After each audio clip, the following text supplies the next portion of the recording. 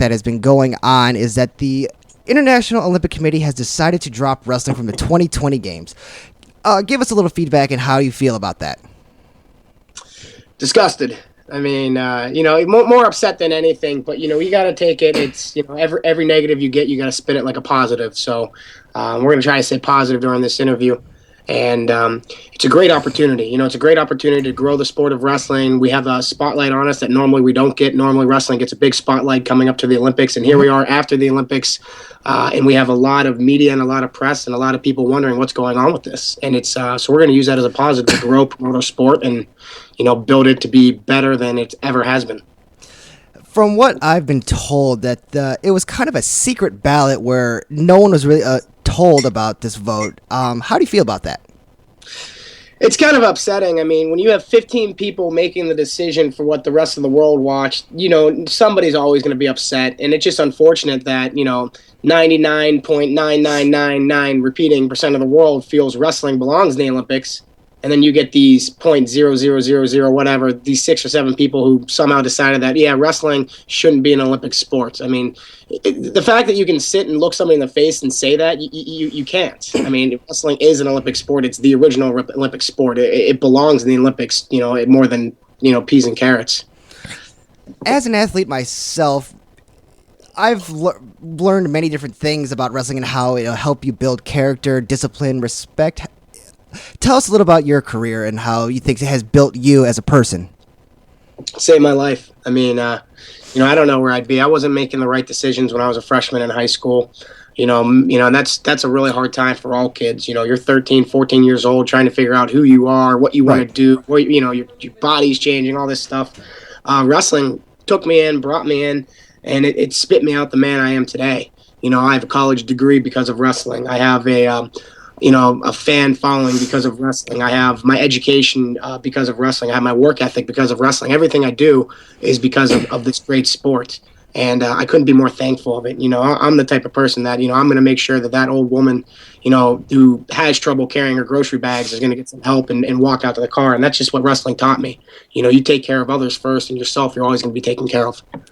I mean, I've heard, every athlete has their own story, but that's something that people don't necessarily have in today's society. And I'm in the same boat as you. I don't know where I'd be. I have a college degree and everything else without wrestling. How do you feel about youth wrestling, high school wrestling, and college wrestling about having the Olympics take out, the grandest stage of them all? Yes, being a national champion yourself is a pretty big deal. But how do you feel now, like, since there's no quote-unquote professional wrestling, what does that mean, or what does that mean to you now? Well, wrestling's not going to stop. It's all over, and it's so big in in Russia and Iran with the World Championships and everything. So it's not like just without the Olympics, wrestling's going to go away.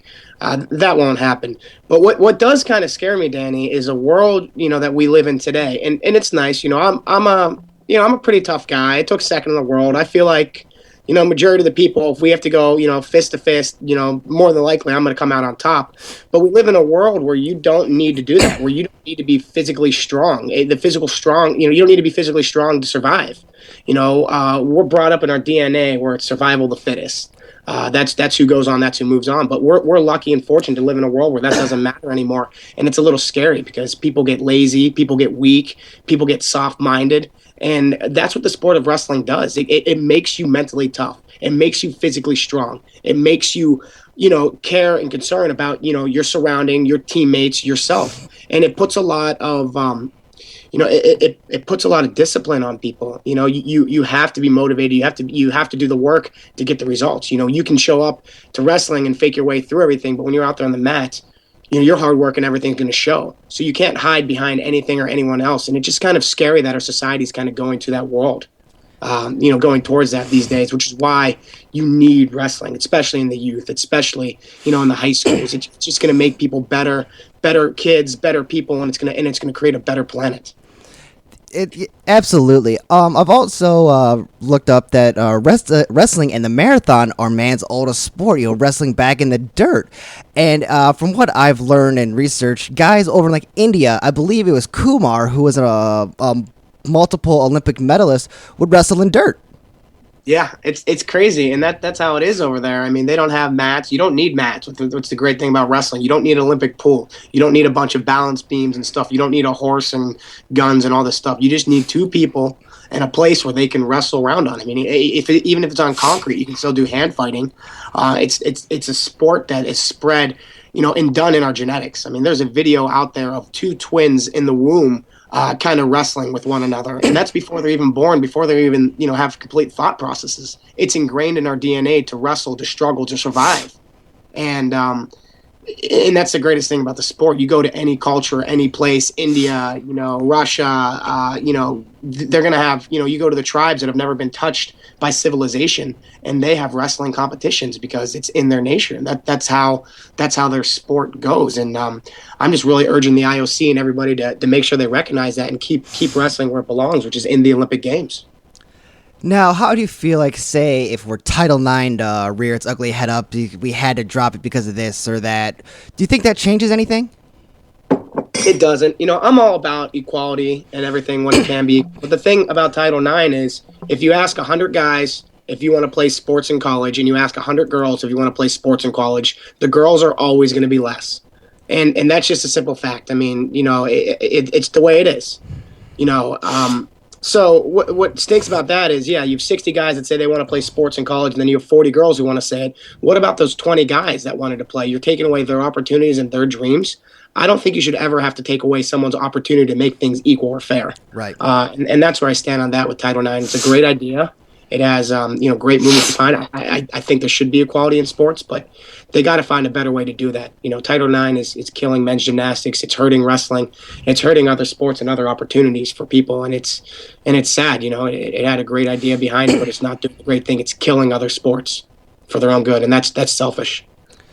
Now, also wrestling is, if you will, other countries' national sport, kind of like how the U.S. has baseball, football, like Iran, Azerbaijan. What do you envision about how those countries are reacting to what is going on right now? I'm just picturing riots. Oh, jeez. Oh, man. No, they're dumbfounded. They can't even believe it. I mean, that's like, that's like Art Rooney coming out in Pittsburgh and saying, "Hey, you know what? The Steelers, we're gonna move to Cleveland. Fan base. Cleveland has this. Cleveland's a better city." That's like that happening. It's man. Absurd. And that's how they feel. They're like, in Iran, wrestling is their national sport. In Russia, those guys are superstars. I'm walking around Russia, and people are stopping me and telling me, "Hey, great job in the 2009 World Championships." And I'm like, how the heck does this person, one, know who I am, two, know what I look like? I don't even get this in America. And over there, you're a rock star, and it's freaking awesome. I remember watching an interview with Zeke Jones about the World Championships, how Jordan Burroughs in Iran, where the U.S. and Iran are not on friendly terms, but Iran gave him a standing ovation. What does that say about the sport of wrestling and the camaraderie that these athletes and people have and fans? I mean, that's right there, reason enough to keep wrestling. I mean, the IOC is about spreading, peace and, camaraderie through sport. When you have a country like Iran cheering for an American, on their own soil after beating their own guy, that's camaraderie and peace through sport.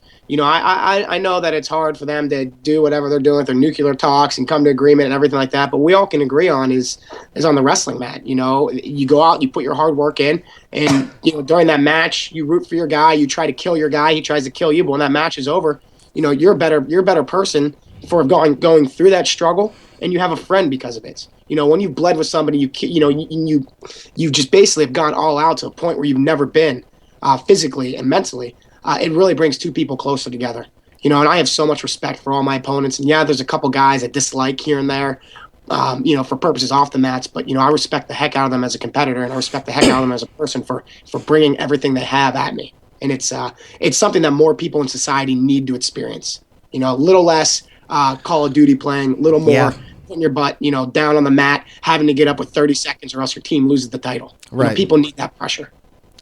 Also, a thing that I've learned that the U.S. alone has probably about 2 million to 3 million active wrestlers.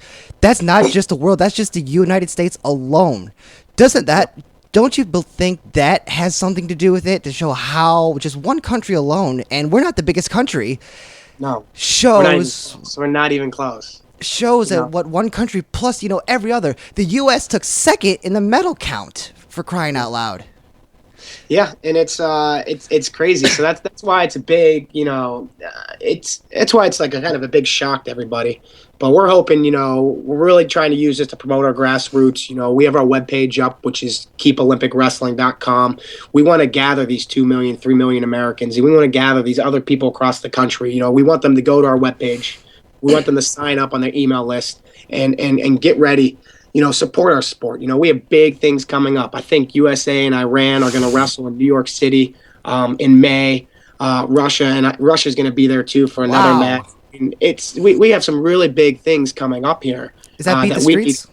Yeah, that's one of the Beat the Streets duels, and they're filing and ironing that final stuff out. But you have Iran wrestling USA in the middle of New York City. Man.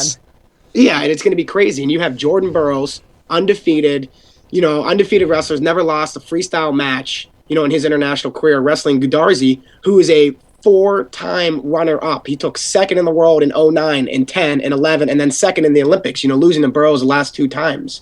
If people can't get excited about that matchup, I don't know what to do. That's like not getting excited about Michael Jordan coming back and, to beat the Heat in their win streak or whatever. Exactly. That's going on. It's nuts. As an athlete, you talked about how on the mat, I'm your worst enemy. I could be your worst enemy for that 5 to 7 minutes. But afterwards, I was watching Jordan Burroughs at the World Championships. He gave his opponent a really nice handshake and a hug and walked across and shook the other coach's hand. If that's not a sign of respect, I don't know what is. What do you feel about that? It's awesome. You're going to have respect for anybody that comes at you and pushes you to that level. You have to. You literally have to thank Gudarzi for bringing out the best in Jordan. Because if Jordan wasn't there wrestling at his best, he doesn't get the gold medal. And that's what Gudarzi made him do. He made him reach a level that he's never been able to reach before, by himself. And that's the thing about wrestling. No matter how good you are, if you work by yourself, you can't do anything without your teammates. You need a training partner. You need a practice partner. You need a coach. And it really humbles you because Jordan Burroughs, the best wrestler in the world, has never lost in the last 2 years freestyle-wise. He has days in practice where he'll come in and somebody will just put a beat down on him. Right. And that's just the way the sport is. It's so humbling. You can be the best in the world, and there's always somebody out there on a certain day that can have your number. And it's humbling, and it's a great experience. That's what it's about. It's about respect. It's about getting to a level that you cannot reach without that clash, without that pressure, without that little bit of discomfort that you really need to grow as a person, to grow as a wrestler, and step outside yourself and become more than you were before. Jake, we have an email from Jimmy. He wants to know, what are your future plans for wrestling? I wish I knew that, Jimmy. Currently, I'm recovering from shoulder surgery. I am 11 weeks yesterday, so I can raise my arm above my head on my own now. That's good to hear. Bearing a strong breeze. And I don't know. I love the sport of wrestling. I love what it's done. I'm always going to be involved. That's 100%. I went to college and I studied, so I'm going to do a little bit of internship and work here with the Kapow committee, trying to keep Olympic wrestling, make sure we do everything we can to grow it in the grassroots. And then when August rolls around, I'll make my decision. I got a lot of opportunities. I'm very lucky, and all those opportunities have come through wrestling. So I'd like to try to figure that out around then. I don't know if wrestling competitively will still be my future, but if not, you better believe that there's going to be some guys hitting some single legs out there with the authority of Jake Herbert, right behind. I'll teach everybody, all my moves, all my knowledge, everything like that. If you could tell anything to the youth right now about wrestling with this shock of the Olympic Committee dropping wrestling, what would you tell them? And kids, get involved. It's the best thing you will ever do. Even if you make it through 1 week of it and you hate it more than anything because it's so hard and it's tough and you just don't like it, it'll make you a better person. You don't always get to do things you like in life. And as much as I love wrestling, it's awesome. I hated waking up at 6 a.m. to do like 2 Airdyne bike workouts till I threw up. That sucked. But the reason why I knew I was doing it, because I knew my